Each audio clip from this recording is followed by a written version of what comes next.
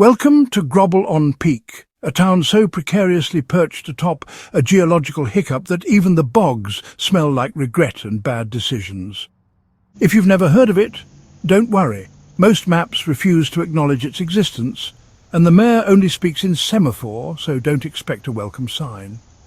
Now, in this charmingly lopsided town lives Balthazar P. Lintwhistle, taxidermist, social pariah, and owner of the world's only puka stuffed with ecclesiastical incense.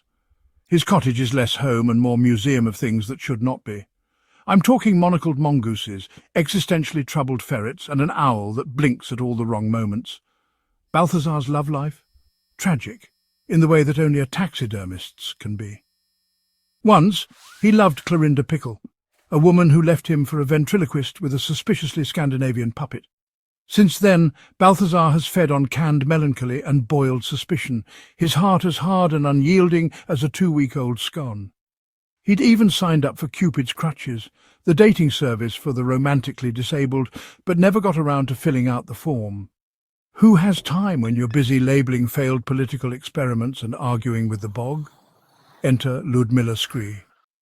She rolled into town on a Wednesday, always a suspect day, peddling bottled ennui and pickled narwhal whiskers from a wheelbarrow. Her dress defied geometry. Her eyes sparkled with mischief, and when she spoke, even tapers took notes. The moment our unlikely hero met her, something inside him shifted. Maybe it was love, maybe it was indigestion. Either way, the taxidermy owl definitely noticed. Their first exchange was the stuff of legend, or at least grocery lists. "Narwhal whisker?" she asked. "Yes," he replied. "Interesting," she concluded. That was it. 3 words, 1 wheelbarrow, and suddenly Balthazar found himself following Ludmilla. Ostensibly to return her property, but really because his feet were sabotaging his skepticism. From there, their romance blossomed in the strangest corners of town, abandoned observatories, foggy crossroads, clandestine teas among crumbling telescopes. They swapped recipes for melancholia and debated the moral rights of decorative gourds.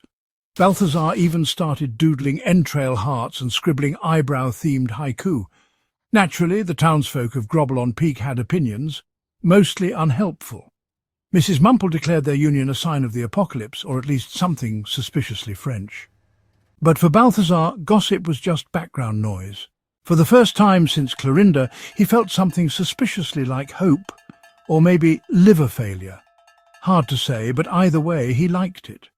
So, with no fanfare, a little confusion, and a lot of questionable taxidermy, Balthazar and Ludmilla stepped into the Rococo madhouse of love, proving that even in the oddest corners of the world, romance finds a way.